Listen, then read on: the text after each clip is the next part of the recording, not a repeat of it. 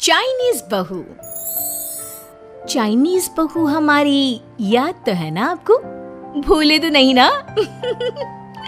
हाँ भाई, थोड़ी देर में ही सही, लेकिन चाइनीज बहू की कहानी आ ही गई। क्या हो रहा है ये देश में? चाइना ने तो आतंकी मचा रखा है। अरे क्या हो गया? क्यों चाइना को कोसता रहता है? भूल मत, तेरी ससुराल चाइना की ही है।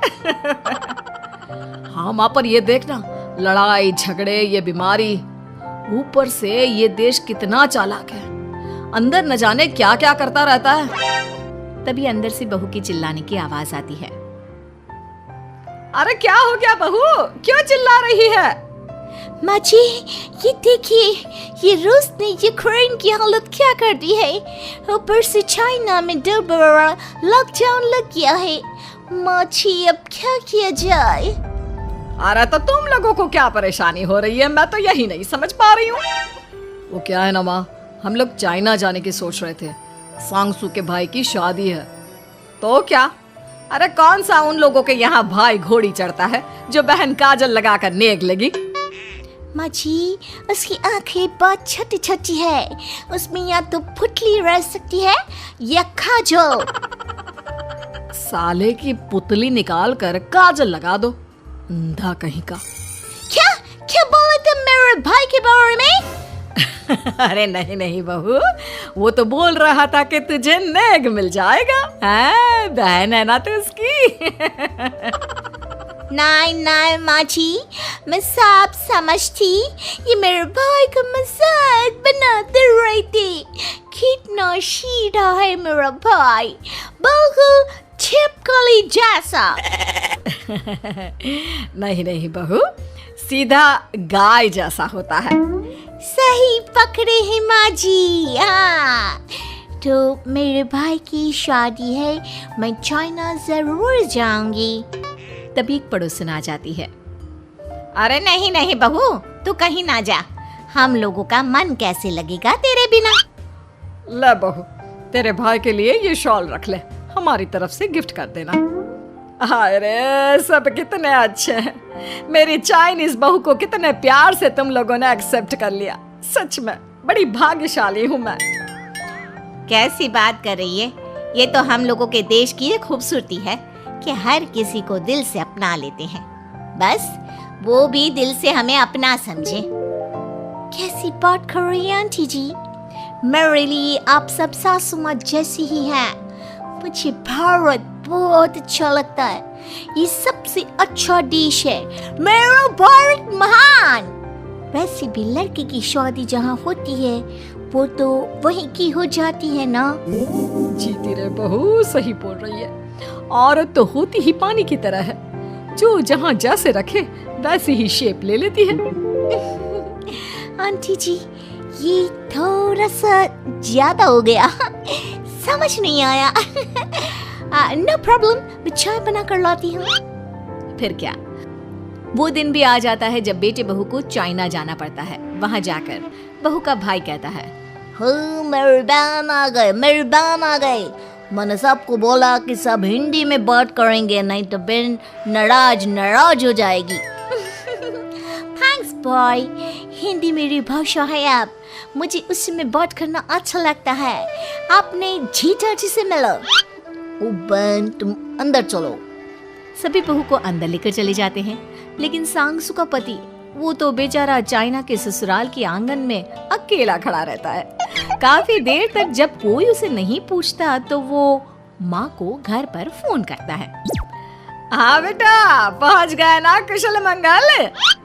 हाँ माँ, लेकिन सांगसू पता नहीं कहाँ है, वो तो अंदर गई है, तब से बाहर आई ही नहीं। अरे कैसे बात कर रहा है? तो तू अंदर चला जा, तू बाहर क्यों है? अरे दामाद है तू वहाँ का, उन लोगों ने तुझे बिठाया, चाय पानी कुछ नहीं पूछा? नहीं ना माँ। तभी सामने से सांगसू आती है। क्यों आप अभी तक तैयार नहीं हुए? और ये बैग लेकर क्यों कमरे से बाहर आए? इसे वहीं रख देते। कमरा? कौन सा कमरा? अरे कैसी बात कर रही हो? जब से तुम अंदर गई हो मैं बाहर ही तो खड़ा हूँ। बहू को बहुत हैरानी होती है और गुस्सा भी आता है। तभी उसका भाई और माँ आ जाते हैं। अरे सांगसू, अंदर खाना लग गया है। पहले ये बताओ कि मेरे पति को किसी ने खाना या पानी क्यों नहीं पूछा? वो भारत से ससुराल पहली बार आया है, वो भी मेरे कहने पर। उनकी इज्जत क्यों नहीं की? देख बेटी, तूने जबरदस्ती जिद में शादी की थी तो हम लोगों ने कर दी, लेकिन अब तुम ये सोचो, पूरी चाइना में मैं इस इंडियन को अपना दामाद बताऊं? So sorry. हाँ संगसू, और तुम भी चुप रहना, नहीं तो वो लोग मेरी शादी तोड़ देंगे। ओह, ऐसी बात है। कोई बात नहीं, मैं बाहर होटल में रह लेता हूँ, तुम वही करो जो ये लोग चाहते हैं। कैसी बात कर रहे हो? शादी के बाद पति जैसा भी हो, जो भी हो, पति होता है। वैसे भी तुम्हारे पूरे परिवार ने, सबने बिना सोचे मेरा साथ दिया, मुझे एक्सेप्ट किया, प्यार किया। मैं अपने देश में आपको अकेला कैसे छोड़ सकती हूँ? ये हिंदी फिल्म का ड्रामा बंद करो, मैं अभी अब बर्दाश्त नहीं करूँगी। चुपचाप अंदर चलो, नहीं तो ये शादी वादी यहीं खत्म करके इसे अकेले ही इंडिया जाना पड़ेगा। कैसी बात कर रही हो माँ? ये मेरे पति हैं। है नहीं था, हम लोगों ने यहाँ वकील को बुला लिया है, जिसके बाद अब तेरा तलाक करा के हम यहाँ के चाइनीज लड़के से तेरी शादी करा देंगे। अरे कैसी बात कर रहे हो? हम तो यहाँ तुम्हारी शादी के लिए आए थे। नहीं नहीं, मैं सांगसू के बिना नहीं रह सकता हूँ। हाई वोल्टेज ड्रामा होने के बाद से ही सारा माहौल खराब हो जाता है कि तभी एक लड़की आती है। मैंने सारा इंतजाम कर दिया है, सांगसू की शादी का मंडप परसों लग जाएगा। तब तक इसके पति को कमरे में बंद कर देते हैं। सभी सांगसू के पति का हाथ बांधकर उसे कमरे में बंद कर देते हैं। ये क्या कानूनी है?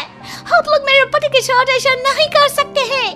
मैं किसी से शादी नहीं करूंगी, ये साफ बात है। पहले मैं अपनी शादी करूं, फिर तेरी भी शादी करवा दूंगा। सब कुछ तय हो जाता है, भाई की शादी हो जाती है। फिर वो दिन भी आ जाता है जब सांगसू की शादी वो लोग जबरदस्ती करने के लिए उसे मंडप पर ले जाते हैं। ऐसा मत करो, ये मेरी बीवी है। मैं किसी से शादी नहीं करूंगी। कैसे नहीं करेगी शादी? शादी तो तेरा बाप भी करेगा। हो, मैं करूंगा शादी। प्लीज कोई मेरी शादी किसी अच्छा औरत से करवा दे। चुप, बिल्कुल चुप। फिर माँ सांगसू और उसके पति से कहती है, तुम लोगों का बच्चा मेरी कैद में है।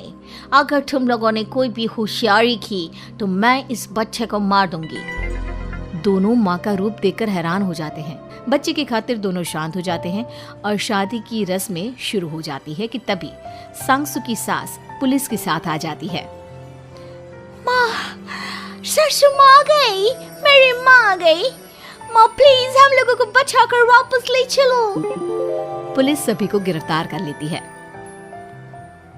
बेटी के बच्चे को मारने की धमकी तो कोई चुड़ैल ही दे सकती है। अरे तो ये चुड़ैल ही तो है। ये सही बोल रहे हैं, ये औरत किसी चुड़ैल से कम नहीं है। तभी उन लोगों का बच्चा भी आकर सांगसू के गले लग जाता है। माँ, तू सही समय पर आ गई, लेकिन तुझे कैसे पता चला कि यहाँ ये सब हो रहा है?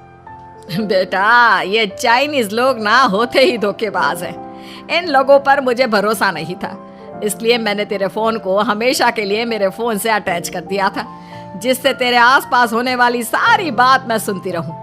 उस दिन भी मेरी तेरी बात हो रही थी तो तेरा फोन ऑन था, मैं सब समझ गई थी। मुझे माफ कर दो। नहीं, बिल्कुल नहीं। चलिए माँ जी, इंडिया वापस चलते हैं। आज के बाद मैं यहाँ कभी नहीं